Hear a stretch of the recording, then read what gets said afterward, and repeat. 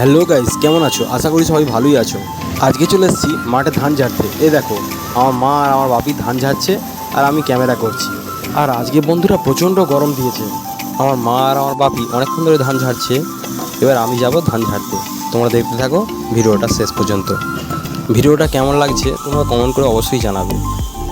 দেখো আমি ধান ঝাড়ছি, কেমন লাগছে তোমরা দেখে কমেন্ট করে জানাবে অতি অবশ্যই।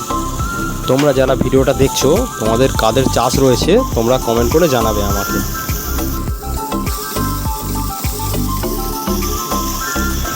দেখো বন্ধুরা কত ধান ঝেড়েছি, দেখো ধানগুলো কত সুন্দর লাগছে। দেখো বন্ধুরা খুব সুন্দর ধান, সরু সরু ধান। এই ধানের চাল খেতে খুব মিষ্টি হয়। তোমরা যদি কেউ খেয়ে থাকো কমেন্ট করে জানাবে। আমার খুব খিদে পেয়েছে তাই আমি চলে যাচ্ছি বাড়িতে, খাবার খেয়ে দিয়ে এসে আবার ধান ঝাড়বো। দেখা হচ্ছে নেক্সট ভিডিওতে। Tata, bye bye.